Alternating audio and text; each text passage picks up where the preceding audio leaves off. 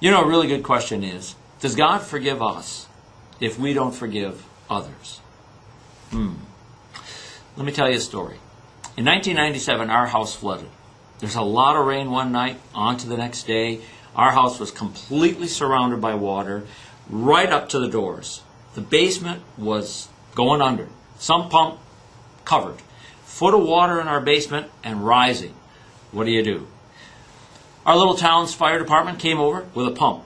Gas fired, put it in the basement, fired her up, opened the windows, start pumping that water out. Big hose coming up through the stairs, out into the garage, water's going out. You know, as fast as that water was going out, it was coming back in. So we could just hold it at a foot deep down there. For hours, that pump was running, and the rain was coming. I hope you can picture this. Now, all that happened. Now imagine this. Imagine if in the middle of that, a neighbor had walked up to me with 2 empty pails and had said to me, I'm standing there with the hose of the water coming out of our basement, fast as it's coming out, it's going back in, and he had said to me, Dan, can I have some water? I know that makes no sense. There's water everywhere. But let's say he wanted some of mine. What if, as I'm holding that hose, I would have an answer for him? Well, what's the answer that makes sense? Sure. I got water coming out of my ears, literally. If I give you some, don't worry, more is coming right back in to take its place. That would make sense, wouldn't it? What if I said, no, and I turned the pump off, and I said to him, you know what? I'm keeping all of this just for myself. Kind of like this kind of a moat concept we're going for here.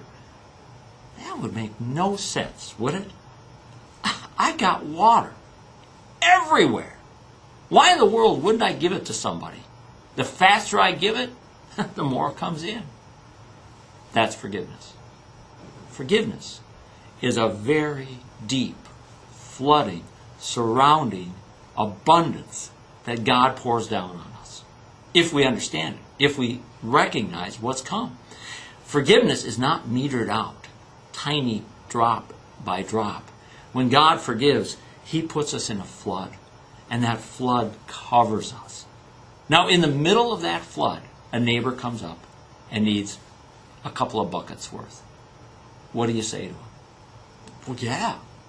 In fact, the more I pour out to you, the more it keeps coming in to me. I'm not going to run out. How could I run out? This forgiveness is not something I come up with. It's what's coming down on top of me from God. And in fact, I've got a feeling that the more I pour out, the more will keep coming in. The only way to turn it off is to turn it off to my neighbor.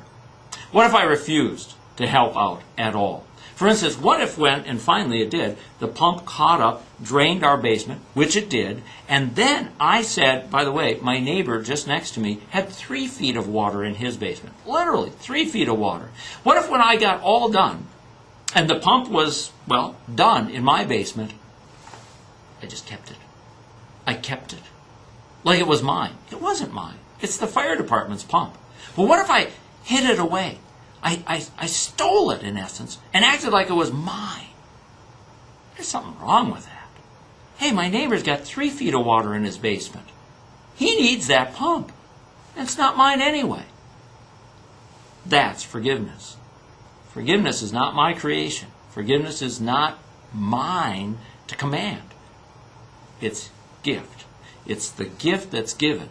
But it's a gift not just to me. It's a gift given to me and my neighbor.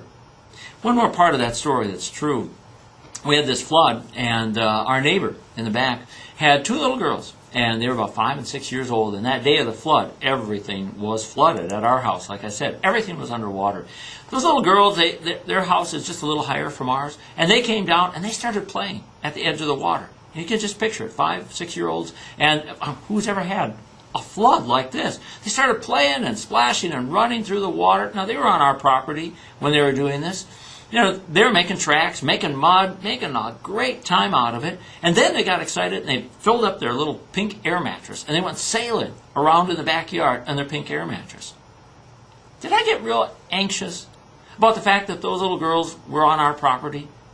They were having a great time. Hey, they were leaving footprints in our lawn. Not really. Why would I? Something much bigger was going on. We were under a flood. And footprints? Yeah, they left footprints, but who could see them? There's this flood going on. Think about that. Has somebody been trespassing on you? I'll bet they have.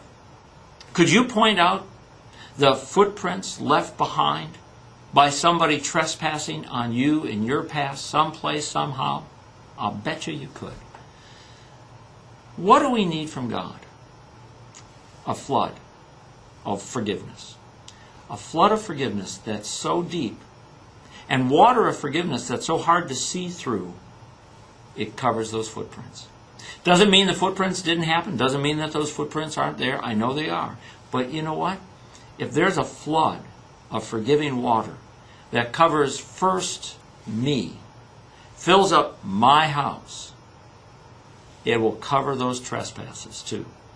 And if I'm caught up with the fact that the biggest event is that this flood has covered me and is filling my house, you know what? I'm really not going to be all that worried about finding and following the footprints of the person who trespassed against me.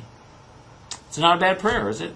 Oh God, cover me, fill me, cover my house, fill my house with so much of the water of forgiveness. Make it so deep that I really don't see the footprints of those who trespass against me. That, I think, is finding the essence of forgiveness.